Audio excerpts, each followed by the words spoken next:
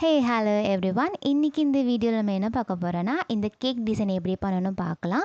வாங்க வீடியோக்குள்ளே போகலாம். இதுக்காக நான் 2 டபுள் கலர் யூஸ் பண்ணிக்கிட்டேன். அந்த 2 கலருமே கொஞ்சம் கொஞ்சம் கேக் மேலே அப்ளை பண்ணிவிட்டு அதை ஈவனாக ஸ்ப்ரெட் பண்ணி எடுத்துக்கிட்டேன். இதுக்கப்புறம் ரோஸ் நாசில் யூஸ் பண்ணி மேலே ரோஸ் டிசைன் போட்டுக்கிட்டேன்.